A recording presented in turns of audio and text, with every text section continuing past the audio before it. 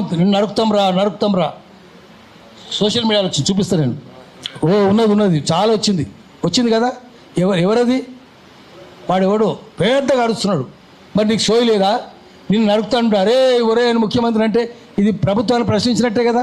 ప్రభుత్వాన్ని ప్రశ్నిస్తే ఉగ్రవాదమే కదా. మరి ఆ లెక్కన జనసేన ఉగ్రవాదే కదా. నువ్వు ప్రభుత్వాన్ని ప్రశ్నిస్తేనే ఉగ్రవాదం అయితే నరుకుతుంటే ఎంత పెద్ద ఉగ్రవాదం మరి బలిస్తారా రేవంత్ రెడ్డిని బలిస్తారా పెద్దగా అంటున్నాడు. వాడు బలుపుతాడు అంటున్నాడు. వాడు బలిసిండు కాబట్టి బలిస్తా అంటున్నాడు. మరి అట్లా ఉన్నప్పుడు మరి రామచంద్రరావుని అడగాలి, గల్లాబట్టి అడగాలి, అది ఉగ్రవాదమా కాదా? నీకు తెలివి ఉందా రామచంద్రరావుకు? అడగాలి కదా. రఘునందన్ రావు కూడా అడుగుదాం. ముఖ్యమంత్రిని బలిస్తానంటే ఒరే ముఖ్యమంత్రి రేవంత్ రెడ్డి అంటుంటే అంటే తెలంగాణ నచ్చు.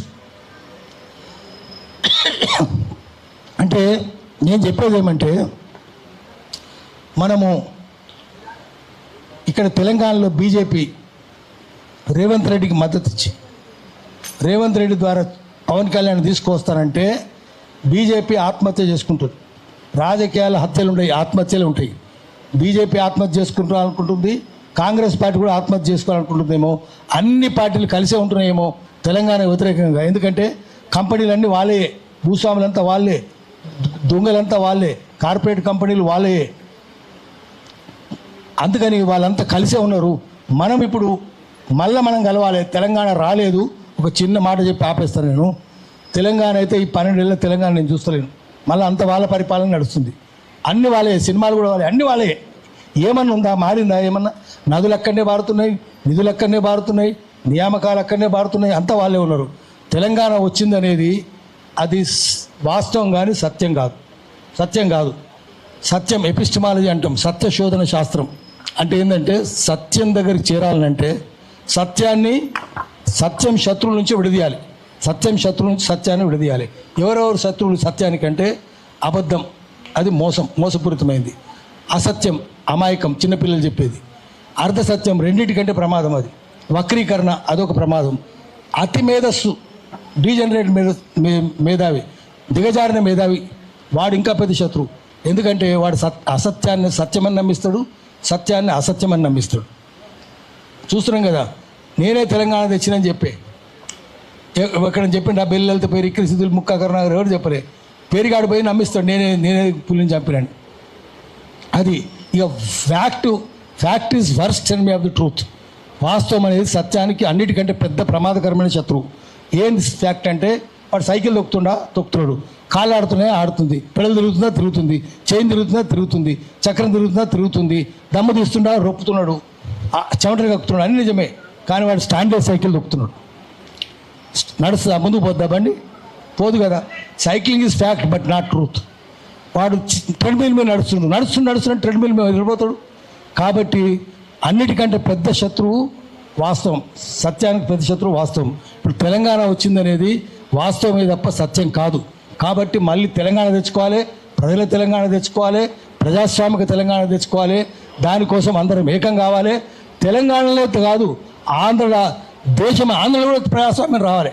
అక్కడ కూడా చౌరస్వామ్యమే ఉంది. అందరు దొంగలే ఉన్నారు అక్కడ. చుండూరు, కారంచేడు, పాదిరికుప్పం, లక్ష్మపల్లి, వేంపంట, కంచకచర్ల ఈ దొంగలే కదా. వాళ్ళు ఎట్లా ప్రజాస్వామికవాదులు అవుతారు? వాళ్ళు దొంగలే. ఈ చౌరస్వామ్యమే. అందుకని అక్కడ కూడా మనం చేద్దాం, వాళ్ళకి మద్దతు ఇద్దాం. అక్కడ పేదలకు మద్దతు ఇద్దాం, అక్కడ ఆదివాసులకు మద్దతు ఇద్దాం, ఇక్కడ దళితులకు మద్దతు ఇద్దాం, కష్టజీవులకు, గ్రామీణాల్లో పనిచేసే వాళ్ళకు, చేతివృత్తులకి అందరికి మద్దతు ఇద్దాం. మన దగ్గర కూడా ప్రజాస్వామ్యం తెచ్చుకుందాం. ఆంధ్రలో కూడా ప్రజాస్వామ్యం రావడానికి మనం ప్రయత్నం చేద్దాము. దానికోసం అన్ని శక్తులను ఏకం చేద్దాం. Thank you. ఇప్పుడు మా యువ రచయిత మా పసులు రవీంద్రన్ అని మాట్లాడాల్సింది కోరుతాను. రైట్ రా.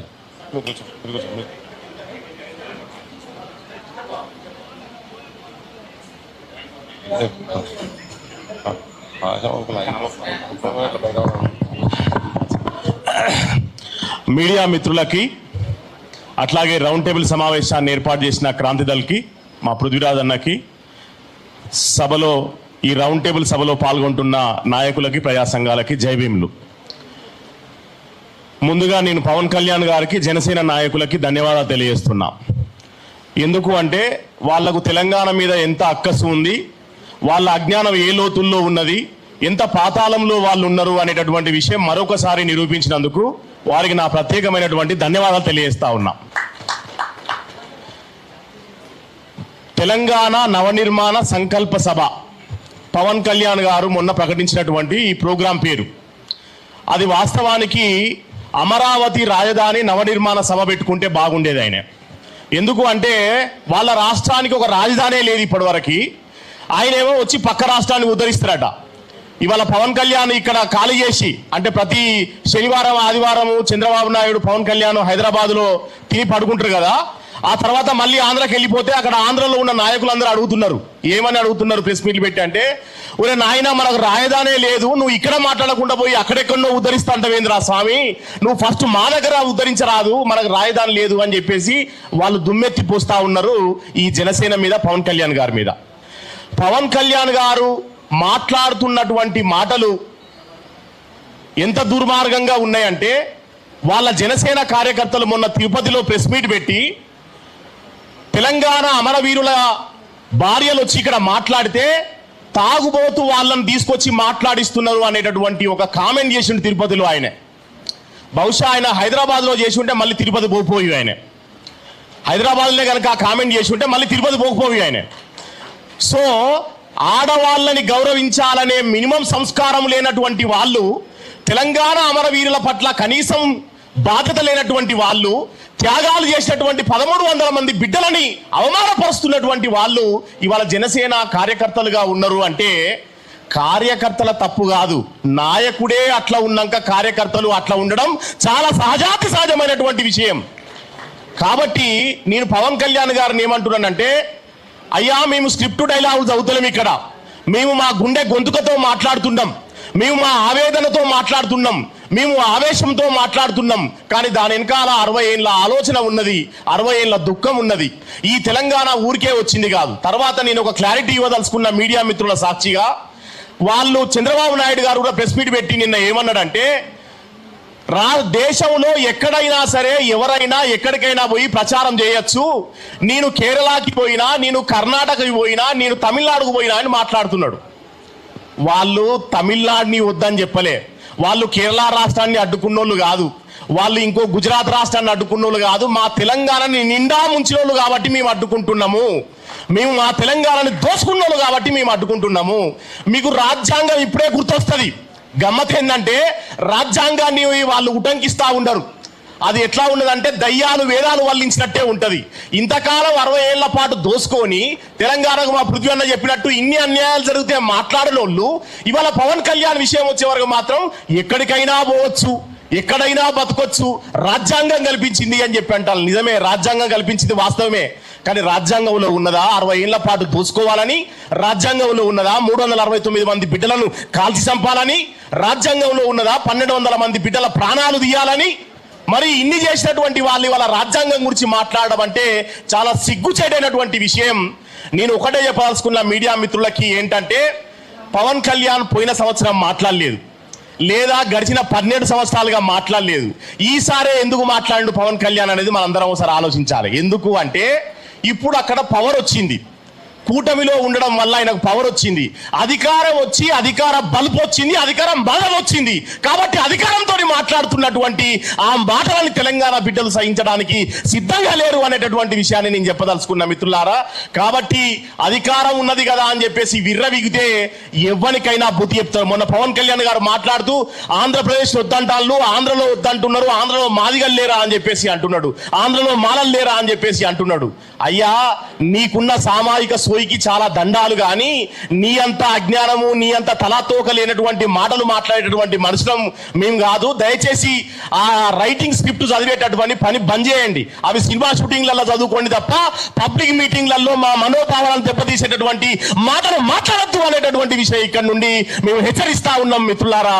కాబట్టి దయచేసి జనసేనకి పవన్ కళ్యాణ్కి ఒకటే మాట చెప్తా ఉన్నా, తెలంగాణలో కూడా పోటీ చేస్తామంటున్నారు కదా, మీరు ఎమ్మెల్యే టికెట్ కాదు కదా, వార్డు మెంబర్ కూడా గెలవలేనటువంటి పరిస్థితుల్లో ఉన్నారు. దయచేసి గుర్తుపెట్టుకోండి. ఈ తెలంగాణ నేల సోయి ఎంతటిదియో గడిచిన 60 ఏళ్ల పోరాటాల చరిత్రను చూస్తే తెలుస్తుంది.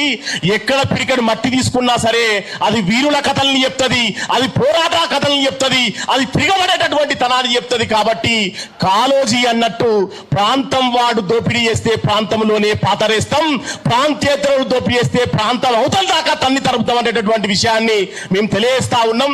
పవన్ కళ్యాణ్ గారు చేసినటువంటి దుర్మార్గమైనటువంటి వ్యాఖ్యల వల్ల జరిగిన ఒక ప్రాబ్లం ఏంటంటే, ఒక ఆంధ్ర సినిమా డైరెక్టర్ మిత్రుడు నాకు ఫోన్ చేసి, అన్నా మమ్మల్ని చాలా బూతులు తిడుతున్నారు మీ ఊళ్ళు, మమ్మల్ని ఇక్కడ నుండి పంపించే జీవో ఒకటి తీసుకురావచ్చు కదా అన్న అని చెప్పేసి ఆయన వెటకారం ఆడుతున్నాడు. నేనేమంటున్నా అంటే, అసలు గెలికింది ఎవరు, అసలు ఈ రప్చర్ తీసుకొచ్చింది ఎవరు? 12 సంవత్సరాలుగా ఏనాడు మనం ఆంధ్ర మిత్రుల్ని ఒక మాట అన్నోళ్ళం కాదు. నన్ను నాగార్జున యూనివర్సిటీకి ఒక చీఫ్ గెస్ట్ గా పిలిస్తే నేను అక్కడ చెప్పిన, రాష్ట్రాలు వేరైనా మన రక్త సంబంధం ఒకటే అనేటటువంటి మాట అక్కడ నేను చెప్పిన. అంత సంయమానంతో ఉన్నాం. సజయ్ కొచ్చిన్ సీనియర్ జర్నలిస్ట్ వారిని వేదిక మీద రావాల్సిందిగా ఆహ్వానిస్తా ఉన్నాం. మరి అట్లా అన్నదమ్ములోలే అక్క చెల్లెలోలే కలిసి ఉన్నటువంటి మన మధ్యలో చిచ్చు పెట్టేటటువంటి పని పవన్ కళ్యాణ్ యొక్క అజ్ఞానపు వ్యాఖ్యల వల్ల వస్తా ఉన్నది. తెలంగాణ బిడ్డలు అమాయకంగా లేరు. ఎవడు తెలంగాణ ఆత్మగౌరవాన్ని అస్తిత్వాన్ని కించపరిచేటటువంటి మాటలు మాట్లాడినా సహించది ఈ నెల అనేటటువంటి విషయాన్ని తెలియజేస్తూ, మేమంతా క్రాంతిదల్ పృథ్వీరాజన్న వెంటనే ఉన్నాం. పృథ్వీరాజన్నని కనుక బదలాం చేస్తే ఎవరినైనా వదిలిపెట్టమనేటటువంటి విషయాన్ని తెలియజేస్తూ, జై తెలంగాణ, జై తెలంగాణ. థ్యాంక్ యూ అన్న. థ్యాంక్స్ అన్న. ఇప్పుడు ప్రొఫెసర్